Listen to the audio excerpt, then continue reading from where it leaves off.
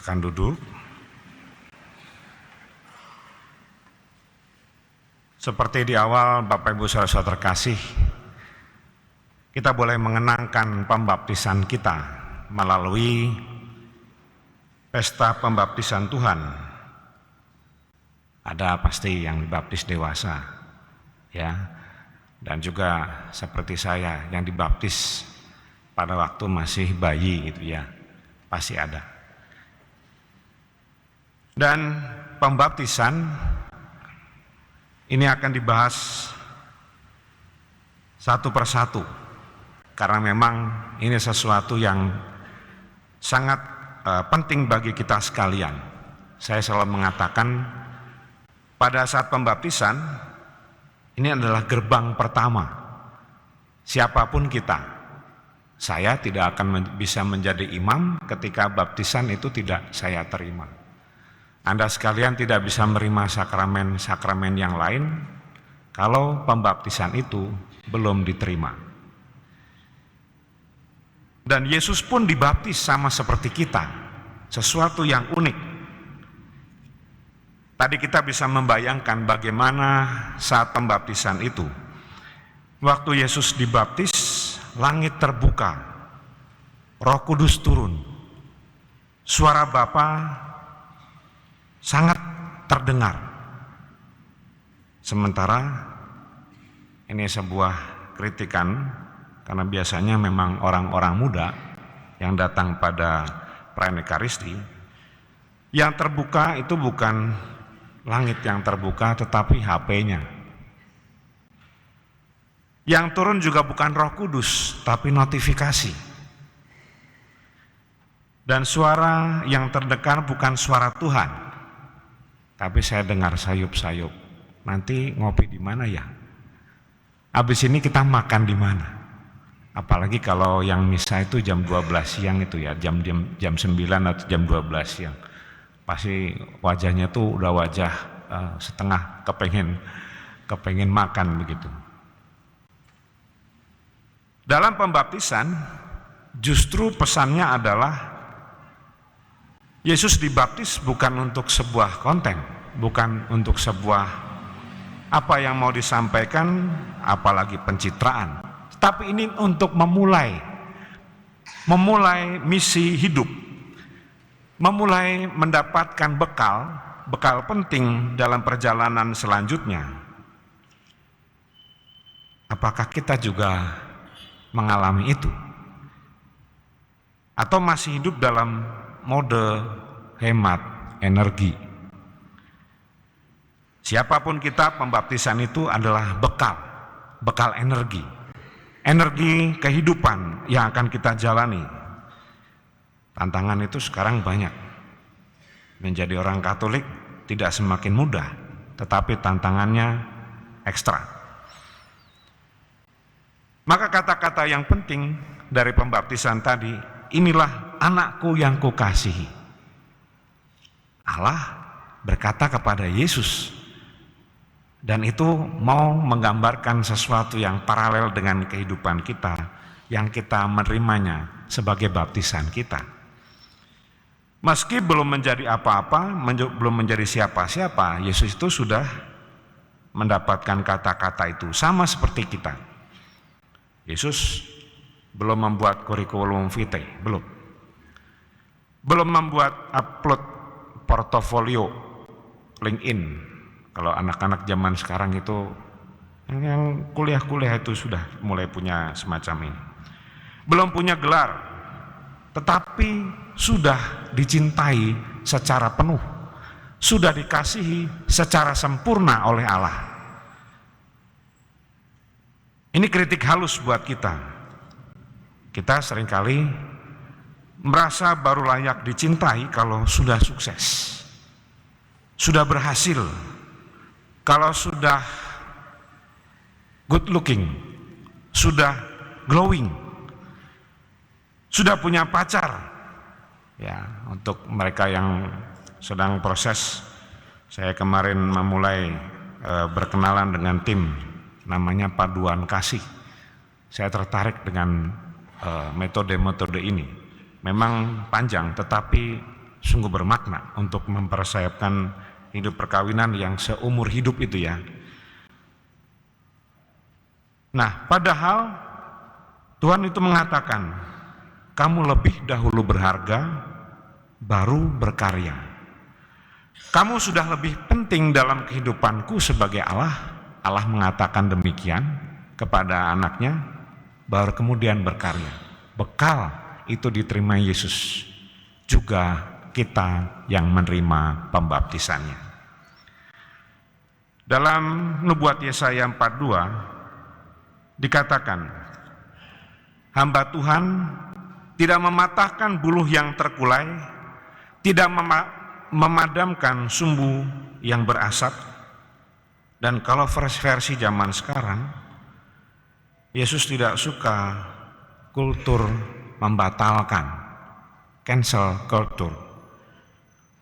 Tidak langsung menghapus orang hanya karena salah satu ucapan, satu postingan. Tidak langsung nyinyir cuman karena beda pendapat, tetapi tetap menjalani kehidupan yang sama. Sayangnya orang-orang itu sekarang lebih mudah jago memberikan dukungan like gitu ya, tetapi juga jago memberi tanda bahwa saya membenci, haters disebutnya. Cepat mengatakan toksik ya, anak-anak sekarang saya sering mendengar toksik,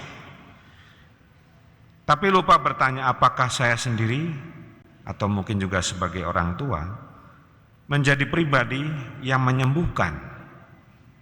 Apakah kita juga menjadi bagian jadi terapi untuk orang lain? Dengan baptis kita dipanggil menjadi pribadi-pribadi penyembuh, bukan yang menghancurkan. Ingat ini. Melalui baptisan, saya bukan sekedar Katolik, tertulis dalam surat baptis, juga dalam KTP. Dalam Kisah Para Rasul, Yesus digambarkan sebagai pribadi yang berkeliling dan berbuat baik. Enggak mudah, tapi rupanya itu yang dilakukan.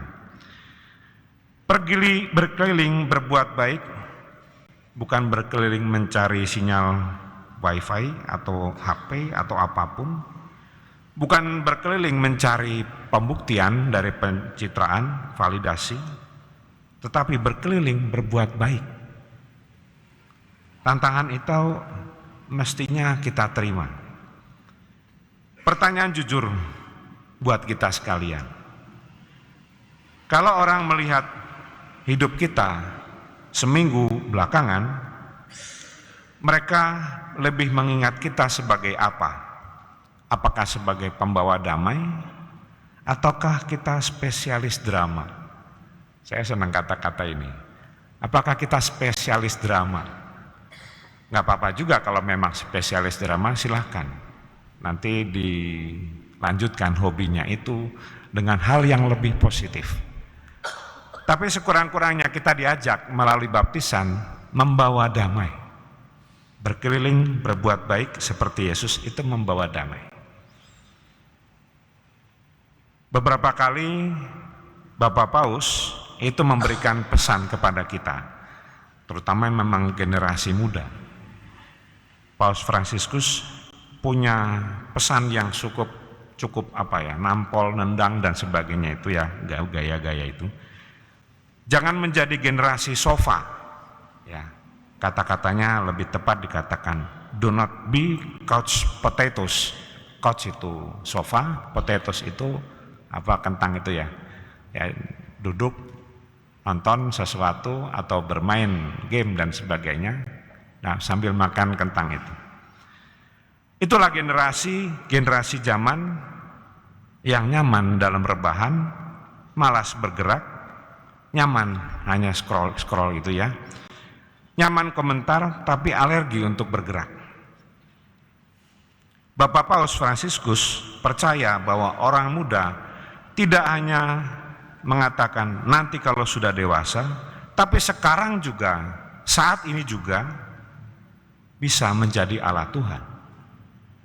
Masalahnya seringkali ini dikatakan, nanti sajalah kalau sudah siap. Padahal Tuhan mengatakan, aku mau memakai kamu walau kamu belum siap. Aku akan menggunakanmu walaupun kamu mengatakan nanti.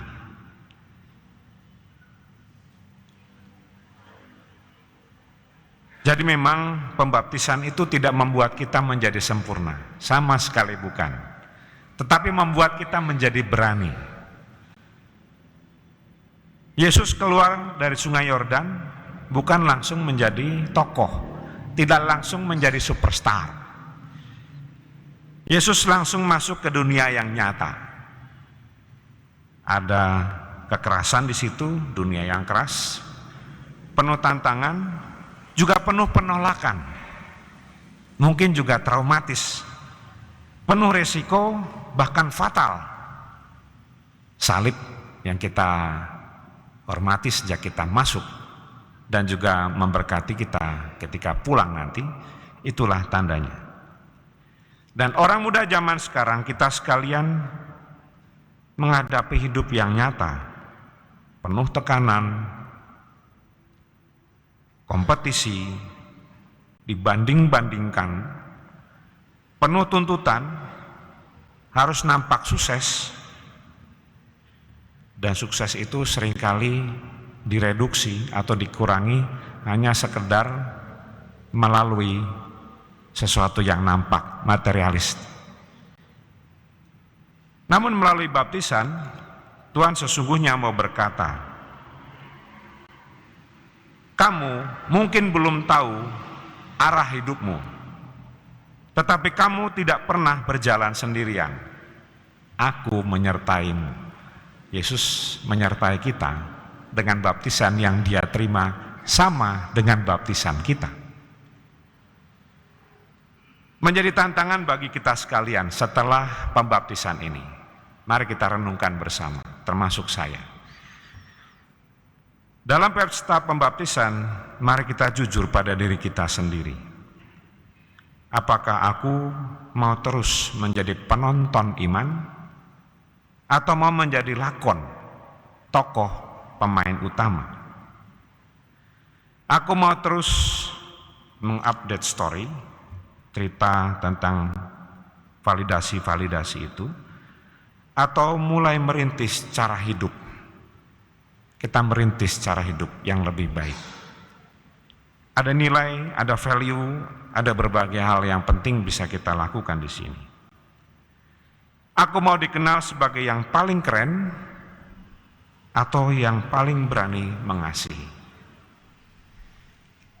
Karena kita sekalian sebagai generasi yang sejaman ini, generasi bukan dipanggil menjadi generasi yang paling viral, tapi generasi yang paling punya nilai dan punya makna. Nilai dan makna anak-anak ini masa depan dan masa sekarang. Dan itu mulai dari satu hal sederhana. Ingat bahwa kita semua sudah dibaptis dan hidup kita mempunyai misi, bukan sekedar tugas-tugas yang menanti deadline tugas atau apapun yang semua bernilai teknis. Tuhan hadir menyertai kita di dalam kedalaman hati kita. Amin.